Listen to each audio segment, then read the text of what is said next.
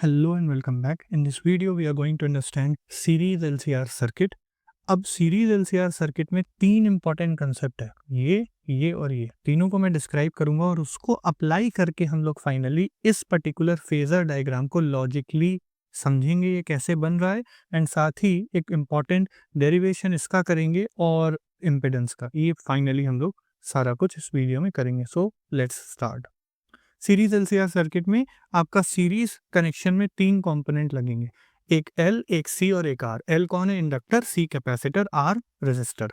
तो ये रहा आर। आर के अक्रॉस जो पोटेंशियल है उसको हमने वी आर से रिप्रेजेंट किया, जो कि ओम्स लॉ से आई आर दिया जाएगा। Very simple.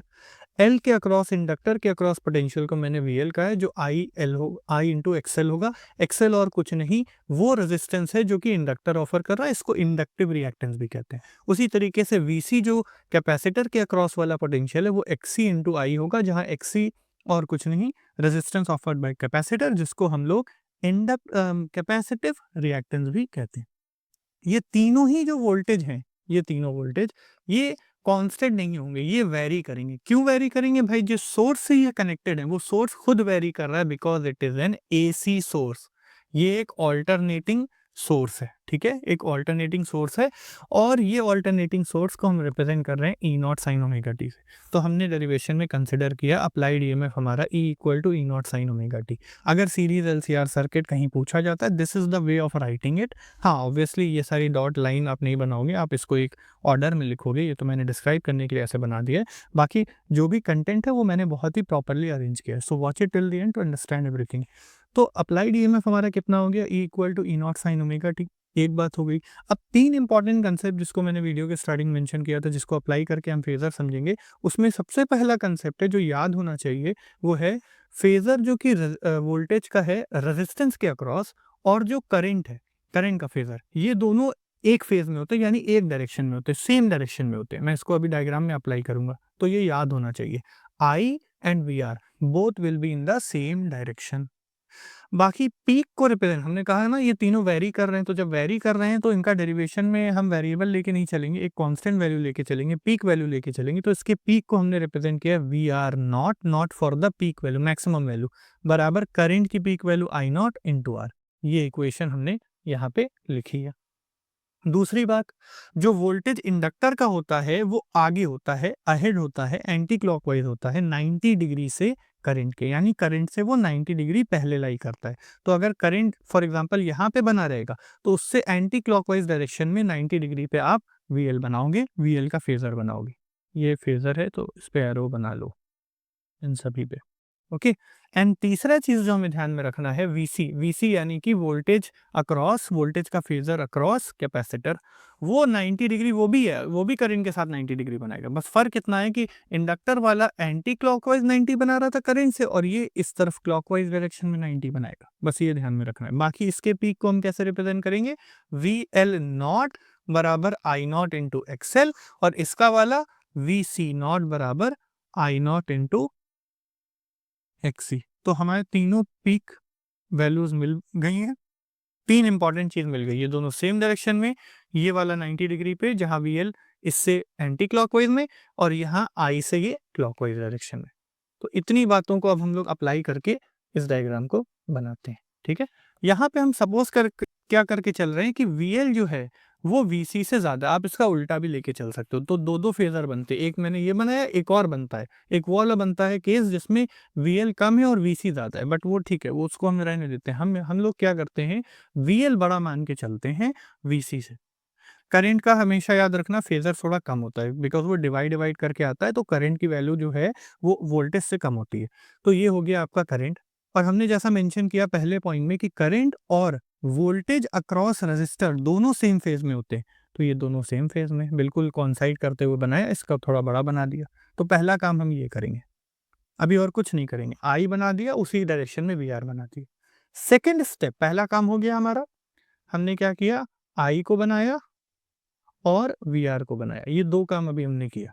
अब नेक्स्ट काम हम क्या करेंगे, वीएल को बनाएंगे। और वीएल हमने जैसा बताया कि आई जहां पे भी है उससे 90 डिग्री पीछे के साइड में बना दो, पीछे की तरफ, ये मतलब अगर मैं लेजर यूज करूं तो पीछे की तरफ यहाँ पे 90 डिग्री पे वीएल बना दिया हमने। ठीक है, और आगे की तरफ क्लॉकवाइज डायरेक्शन में वीसी बना दो। आगे की तरफ क्लॉकवाइज डायरेक्शन में हमने वीसी बना दिया, तो हमारा बन गया वीएल बन गया, वीआर बन गया, आई बन गया, वीसी बन गया। क्या क्या बन गया हमारा? वीसी भी बन गया और वीएल भी बन गया। तो हमने ये 4 चीज़ों को अब तक बना लिया, ठीक है।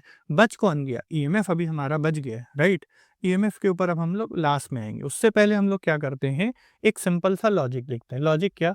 भाई सारे वेक्टर क्वांटिटी हैं, कॉमन सेंस से भी हमें पता है इनका इनका और इनका सम और कुछ नहीं अप्लाइड ईएमएफ के बराबर होना चाहिए, ठीक है। अगर इसको हम कहें V1 है, ये V2 है और ये V3, तो V1 V2 V3 का जो वेक्टर सम हम करें लॉजिकली ईएमएफ के बराबर, उसी के अक्रॉस तो कनेक्टेड है, तो नेट ईएमएफ इन तीनों को जोड़ें तो ईएमएफ मिल जाना चाहिए हमें जो नेट वाला है। यानी कि हमें क्या करना होगा, वीआर, वीएल और वीसी इन तीनों का वेक्टर, करंट को इसमें नहीं लेंगे, वो तो अलग क्वांटिटी है। वीएल, वीआर और वीसी इन तीनों का जब वेक्टर सम करें तो हमें ईएमएफ मिलना चाहिए। तो वो कैसे होगा? अभी तक ईएमएफ हमने सपोज करो बनाया नहीं है, ये हम फाइनली अभी देखेंगे कि यहीं क्यों बन रहा है, यहाँ क्यों नहीं बन रहा है, यहाँ क्यों नहीं बन रहा है, इधर ही क्यों बन रहा है, अभी इसके ऊपर हम आते हैं। तो ये हमारा वीसी और वीसी को हमने छोटा माना है, तो वीसी इधर है और वीएल इधर है, तो पहले इन दोनों को सॉल्व करते हैं। तीनों का वेक्टर एक साथ नहीं निकालते, पहले दो को सॉल्व करते हैं। अपोजिट है, कैंसिल करेगा, तो वीसी थोड़ा कम है तो पूरा खत्म तो नहीं करेगा, जीरो तो नहीं होगा, ये वीएल और वीसी जीरो तो नहीं होंगे, लेकिन कम तो कुछ हो जाएगा। तो वीसी ने जब वीएल को लाइक एक तरीके से रिड्यूस किया, काटा, अपोजिट है तो उसने माइनस किया, तो हमें मिला वीएल माइनस वीसी। और वो किस डायरेक्शन में मिलेगा? ऑब्वियसली जो बड़ा है वीएल उसके डायरेक्शन मिलेगा, वो हमने मान लो रेड कलर से रिप्रेजेंट कर लिया। This is VL minus VC. अब हमारा वीएल का हिसाब हो गया, वीसी का हिसाब हो गया, बचा क्या? VL minus VC. ये वीएल माइनस वीसी और वीआर ये दोनों मिलके हमें और कुछ नहीं ईएमएफ देने चाहिए। और पता है अगर वेक्टर का एडिशन 11th में पढ़ा है तो पता होगा इसका और इसका एडिशन समवेयर 20 से जाएगा, इसलिए मैंने इधर बना दिया फाइनल रिजल्टेंट ईएमएफ को। That's how the complete phasor diagram is made. बाकी ईएमएफ जब हमने फाइनल येलो वाला ये यहाँ पे बना ही दिया, तो उसका ये वाला जो एंगल आपको दिख रहा है इसको हमने ओमेगा टी बोला, क्योंकि अप्लाइड ईएमएफ का जो फेज है वो ओमेगा टी है, तो हमने इसका ओमेगा टी बोल दिया। और आई के साथ ईएमएफ का जो गैप है उस गैप को हमने फाई बोल दिया। ये हो गया पूरा कंप्लीट डायग्राम। अब हमने कुछ पॉइंट देख लेते हैं। रिजल्टेंट वीएल और वीसी का वीएल माइनस वीसी है, ये दिख रहा है। ये VL माइनस VC और VR जब मिले तो हमें फाइनल क्या देना चाहिए? EMF मिलना चाहिए। तो resultant of VL minus VC and VR must be equal to EMF। Very very simple. अब हम करते क्या है, इसका और इसका रिजल्टेंट निकालते हैं, लेकिन उसमें भी एक बहुत ज़रूरी बात ध्यान में अब हम लोग रखते हैं। वो क्या? हम लोग पढ़ा है ना ये वाला फॉर्मूला रिजल्टेंट निकालने का, आर स्क्वायर इक्वल टू होता है A square plus B square plus 2ab cos उनके बीच का एंगल थीटा। और अगर ये थीटा 90 हो तो कॉस 90 से ये टर्म जीरो हो जाएगा। 90 कैसे? VL माइनस VC और VR का रिजल्टेंट हमारा किसके बराबर? EMF। तो R की जगह हम EMF रखेंगे, A की जगह मान लो हमने VR ले लिया और B की जगह है हमारा VL माइनस VC। अब जीरो क्यों हुआ? बिकॉज ये एंगल इन दोनों के बीच में 90 है भाई, साफ दिख रहा है, मैंने अभी सीखा इसको। तो 90 है तो ये वाला टर्म खत्म, तो सिर्फ इतना ही टर्म लेके चलेंगे। तो अब उसको लेके चलते हैं। रिजल्टेंट यानी ई नॉट का स्क्वायर, पहला वेक्टर वी नॉट आर का स्क्वायर और दूसरा है V naught L minus V naught C का होल स्क्वायर। ये हमने सिंपल सा रूल लगाया, 2ab कॉस थीटा वाला टर्म नहीं रहेगा। अब हमने ऊपर ऑलरेडी सारी इक्वेशन देखी कि वी नॉट आर को हम लोग कहते हैं आई नॉट आर, यहाँ पे रख देंगे। इसी तरह वी नॉट एल को रखा और वी नॉट सी को रखा, ये वैल्यू रख दिया। तीनों में ही आई नॉट कॉमन दिख रहा है, बाहर निकाला तो स्क्वायर टाइम बाहर आ गया, बचा क्या? R square plus XL minus XC का होल स्क्वायर, ये हमें मिल गया। यहाँ से अगर मैं, और ये चीज़ ई नॉट के स्क्वायर के बराबर, यहाँ से जब हम आई नॉट निकालेंगे ट्रांसफर करके, we will get I E naught divided by under root में R square plus XL minus XC का होल स्क्वायर। ये हमें फाइनल इक्वेशन भी मिल गई। तो हमने फेजर डायग्राम भी समझ लिया, ये वाला मतलब ये डायग्राम, एंड साथ में हमने ये फाइनल इक्वेशन भी समझ ली। अब ध्यान में रखने वाली बात है, ये है हमारा नेट करंट, ये है हमारा नेट पोटेंशियल या ईएमएफ जो भी कह लो। तो हमारा ये क्या होना चाहिए? ऑब्वियसली नेट रेजिस्टेंस होना चाहिए। इसी नेट रेजिस्टेंस को जो डिनोमिनेटर में दिख रहा है, हम लोग और कुछ नहीं इम्पिडेंस Z से डिनोट करते हैं या Z कहते हैं। कितना होगा? Under root R square plus XL minus XC का होल स्क्वायर। और इसको मतलब एक एलसीआर सर्किट का जो टोटल इफेक्टिव रेजिस्टेंस होगा, it's called impedance represented by Z।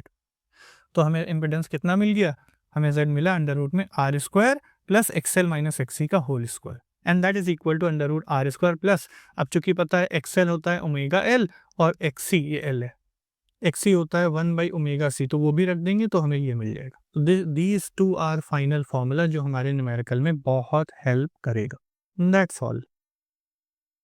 If everything is clear, you can literally subscribe to my channel for more such video. I'll be uploading regular videos related to physics. If you have any particular topic in your mind, you can let me know in the comment section. Thank you for today. Have a good day.